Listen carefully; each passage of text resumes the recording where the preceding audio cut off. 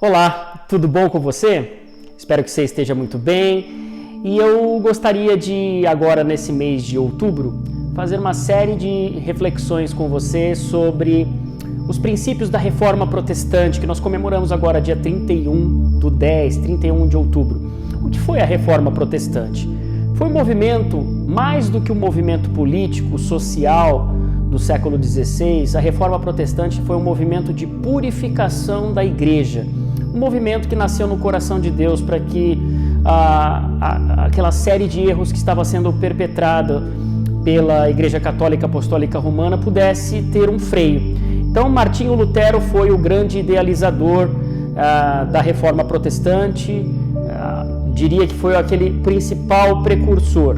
Mas antes dele já tinham outros pré-reformadores, John Huss e tantos outros que já há séculos antes já tinham também sofrido terríveis consequências por se levantar contra a venda de indulgências, contra os abusos do clero e tudo mais, né? A resistência de Roma foi ferrenha, né? Lutero foi excomungado, quase foi queimado vivo, né? Contou com a ajuda de alguns amigos valorosos ali que o ajudaram. Mas a Reforma Protestante também foi um movimento muito importante de propagação da palavra de Deus e propagação também do conhecimento de uma maneira geral, porque as pessoas eram analfabetas. A Reforma Protestante, com o seu princípio de livre exame da Escritura, permitiu que as pessoas pudessem ter sido alfabetizadas, né, através da Bíblia Sagrada. E aproveitando isso, né, Gutenberg, com a invenção ali da imprensa, faz com que esse processo seja alavancado de uma velocidade enorme. Então a Reforma Protestante foi um movimento também social, porque permitiu que o conhecimento também secular pudesse ser alastrado. Fundou-se diversas universidades, né? Harvard, Oxford e tantas outras foram incentivadas pelos reformadores.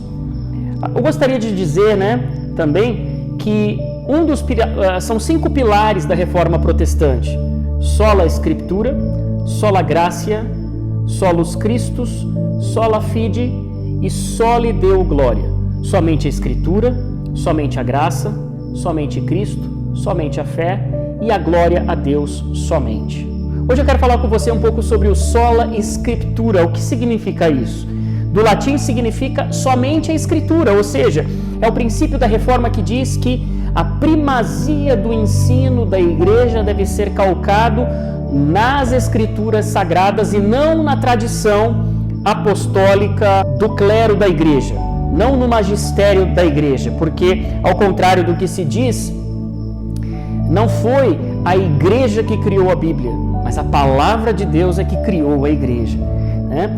A doutrina católica romana hoje entende ainda que, junto com a Palavra de Deus, junto com a Bíblia, a tradição do magistério apostólico estão em pé de igualdade. Nós, protestantes, não cremos nisso. Cremos que a Bíblia tem supremacia sobre todo e qualquer elemento de culto, elemento do que se crê como doutrina. Todas as nossas bases de fé estão calcadas apenas na Escritura Sagrada. Não desprezamos a tradição, mas ela está abaixo da Bíblia, né? Não significa que nós não damos valor à tradição da Igreja, muito pelo contrário, né? Nós damos, mas somente a Bíblia que norteia se a tradição está de acordo ou não com as Escrituras. Não significa também que o Espírito Santo está limitado ao agir. Por quê? Porque o Espírito Santo jamais vai contradizer a própria palavra de Deus, porque o Pai, o Filho e o Espírito Santo são um único Deus. Não significa também que todos os passos da sua vida vai ter uma receita, um versículo próprio para isso, né? Devo me casar com Luana ou não? Vai estar escrito ali, casarás com Luana. Não, de maneira nenhuma. Mas a Bíblia é recheada de princípios pelos quais todas as áreas do ser humano podem estar ali, porque de fato ela é o manual do fabricante para as nossas vidas, né? E não significa também que pastores sejam desnecessários. Aliás, a própria Bíblia é que define que Deus entregou para a igreja pastores, mestres, evangelistas, os apóstolos no primeiro século, né? E o que significa então sola escritura? Significa que a Bíblia é a única fonte de revelação de Deus em termos salvíficos, em termos de salvação. Plano de salvação para a humanidade não está escrito em outro lugar, mas tão somente na palavra de Deus. Nós vemos de Gênesis a Apocalipse a história da redenção que Deus planejou para o ser humano. Nós podemos ver o agir de Cristo, inclusive, desde a criação até a consumação de todas as coisas no final. Jamais haverá outra revelação sobre o plano de Deus. É claro que nós podemos receber uma palavra de conhecimento, uma palavra de Deus específica, entregue por algum homem de Deus, uma mulher de Deus, mas não haverá uma outra doutrina, um outro evangelho, além daquele que já foi colocado na palavra de Deus, cujo cânon já está fechado. Deus falava outrora pelos profetas, hoje nos fala por Cristo. Cristo é a encarnação, né, do Verbo de Deus, e somente pela Escritura nós conhecemos a vida, a obra e o ser de Deus e sua manifestação em carne, Jesus Cristo nosso Senhor.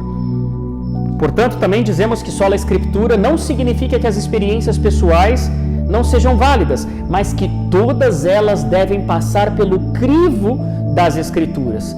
Se algum pensamento, se algum ensinamento, se uma pregação, um congresso, uma música estiver doutrinariamente divergente da palavra de Deus, ela deve ser rechaçada, porque a palavra de Deus é que tem primazia. É isso que significa sola Escritura.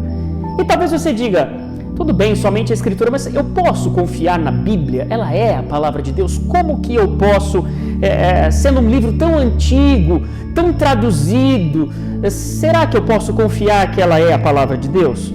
E eu posso te dizer com toda garantia que sim. Porque a nossa fé, ela não é baseada numa vidência de uma pessoa só que recebeu alguma coisa de uma entidade superior, ou foi algo ditado aos seus ouvidos e apenas uma questão de você crer ou não. Veja, os apóstolos que escreveram o Evangelho, todos os profetas que escreveram por inspiração de Deus a Bíblia Sagrada, todos eles colocavam a historicidade de tudo aquilo que é relatado como chave final de que, se não tivesse acontecido aquilo, essa palavra não deveria ser creditada. E é por isso que nós podemos confiar na Bíblia. Ela foi escrita ao longo de 1500 anos, mais ou menos, por pessoas diferentes, por pessoas de culturas diferentes, de vivências diferentes, línguas diferentes, e a mensagem é una, a mensagem é a mesma. Nós podemos ver através das tipologias, dos símbolos, das sombras, das histórias, das ações de Deus na intervenção da história da humanidade. Nós podemos ver a história da salvação que Deus proporcionou por meio do seu Filho amado Jesus Cristo. Podemos ver isso desde a criação lá no Éden. Por exemplo, quando Deus mata um animal para que sua pele cubra os corpos de Adão e Eva. Ali foi pregado já por Deus mesmo um proto-evangelho, um evangelho primitivo, um evangelho protótipo, onde a figura de um terceiro animal cobriria a vergonha causada pelo pecado. Não é de fato o que Jesus veio fazer muito tempo depois? Exatamente isso. Aquele animal morto no jardim para que cobrisse os pecados, cobrisse o Adão e Eva, era também o que a lei de Deus estabeleceu, os cordeiros sendo mortos no lugar do ser humano, em substituição ritual à morte que deveria recair sobre o próprio pecador. E posteriormente, na plenitude dos tempos, vem Jesus e morre de verdade, de fato, na história da humanidade. Ele de verdade, sendo Deus e sendo homem, pôde pagar de fato definitivamente a nossa dívida. Mas você percebe como há toda uma narrativa sistemática da palavra de Deus? Gênesis escrito por Moisés, os evangelhos escritos pelos apóstolos deram a vida por essa verdade. O apóstolo Paulo diz que se alguém acrescentasse alguma coisa, pregasse um outro evangelho, até um anjo do céu, que ele fosse anátema, fosse amaldiçoado, porque aquele que eles estavam pregando era de fato o evangelho que tinham recebido do próprio Cristo. Portanto, podemos confiar na historicidade da palavra de Deus. Mas se a gente precisa de ciência para comprovar, temos a bibliografia, que é a ciência que atesta a autenticidade dos escritos, a distância que existe entre um original mais antigo e a sua primeira cópia. Obras de Platão, por exemplo, datam de mais de 1.300 anos de distância entre o original escrito e a primeira cópia. E ninguém ousa dizer que Platão não existiu. Ninguém ousa dizer que os escritos de Platão não são dignos de fé. Se você disser isso, praticamente você cometer um suicídio intelectual para qualquer professor de filosofia ou de história. Só que quando a gente olha para as cartas do Novo Testamento, nós vemos uma distância muito pequena, esmagadoramente pequena, entre o primeiro original e a primeira cópia daquele original copiado, que datam mais ou menos de apenas 100 anos de distância, que para fins de estudo da bibliografia é um piscar de olhos. Mas para aqueles ainda que não acreditam e precisam de mais elementos, nós temos a manuscritologia. E o que diz isso? É uma ciência que estuda a quantidade de cópias.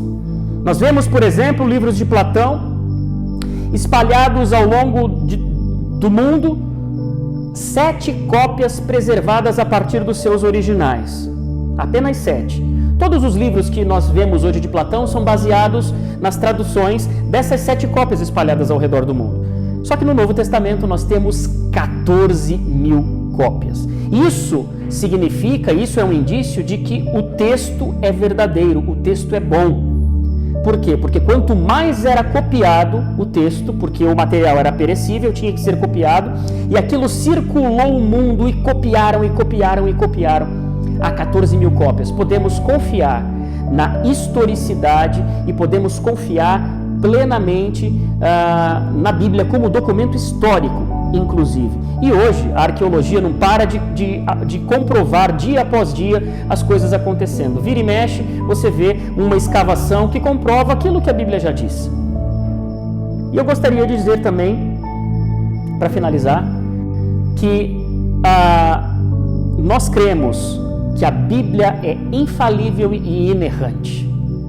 Então, se ela é historicamente provável e se o testemunho dela é verdadeiro, porque pessoas deram a vida, ninguém daria a vida por uma mentira, ninguém daria a vida, e uma mentira não duraria muito tempo, mas este livro é um livro que ainda muda vidas, é um livro que modifica maneiras de pensar, é um livro sobre o qual sociedades inteiras foram construídas em cima de seus princípios e tem dado certo. E pessoas têm sido transformadas das suas vidas imundas, têm sido renovadas e recebido a Jesus como seu Senhor e Salvador. E eu gostaria de falar, por fim, sobre a inerrância das Escrituras. Não há nada na Bíblia que não seja digno de fé. Tudo o que está escrito é palavra de Deus, de Gênesis a Apocalipse. Não há equívocos na Bíblia. Há aparentes contradições. Pode ter havido alguns erros pequenos de tradução, mas que, contudo, não tem o condão de modificar a mensagem e a doutrina ali colocada sobre ela. Portanto, a Bíblia é uma unidade de pensamento. A Bíblia foi escrita, como nós já dissemos, por diversos homens de diversas culturas ao longo de 1000 e poucos anos. E o cânon está fechado. Não se acrescenta e não se retira nada da Bíblia. E pela própria palavra de Deus, que nós cremos, que diz lá em Hebreus que ela é a palavra de Deus mais penetrante do que a espada afiada de 2 gumes, que penetra na divisão da alma e do espírito e que discerne as intenções do coração. Ela é viva, foi escrita há muito tempo atrás, mas ainda fala com a gente hoje. Ela é eficaz porque atende às necessidades do ser humano. O ser humano é o mesmo. E a palavra de Deus permanece para sempre. A palavra de Deus é remédio para nós. Ela é mais afiada do que espada de 2 gumes, ou seja, ela nos consola e também nos fere. Ela nos fere no momento em que ela aponta os nossos pecados e aponta uma necessidade de arrependimento. ela separa juntas e medulas, é uma outra expressão da palavra de Deus. Ela faz analogia com o nosso corpo, né? Juntas são as partes mais duras dos ossos e a medula é uma parte mais mole, mas não dá exatamente para separar totalmente o que é junta, o que é medula, é muito difícil, é muito minucioso, mas a palavra de Deus tem essa habilidade. A alma que contém as nossas intenções, as nossas emoções, e o espírito, que é algo que faz nos ansiar por Deus. Ela discerne, a palavra de Deus discerne as intenções do coração. Ela diz o que é coisa da minha cabeça, o que é coisa do meu sentimento e o que é coisa de Deus. E uma aplicação prática para nós é que saibamos identificar todas essas coisas. E como que nós fazemos isso? Lendo a Bíblia. Leia a Bíblia, ela é a palavra de Deus. Conheça a palavra de Deus. Conhecimento começa com a leitura. Leia, medite na palavra do Senhor, ame a Bíblia. O salmista disse: guardei a tua palavra no meu coração para não pecar contra ti. Guarde a palavra de Deus no seu coração. Pergunte ao seu pastor se você tem alguma dúvida. Há tantas questões difíceis na Bíblia. Pergunte para aquele que tem mais experiência. Não deixe de analisar tudo que é dito no púlpito que você se alimenta, no lugar onde você vai congregar. Verifique se tudo aquilo que está sendo pregado está de acordo com a palavra de Deus. Escute tudo, mas retenha somente aquilo que está de acordo com a palavra de Deus. É isso. Sola Escritura, somente a Escritura. Que Deus te abençoe em nome de Jesus.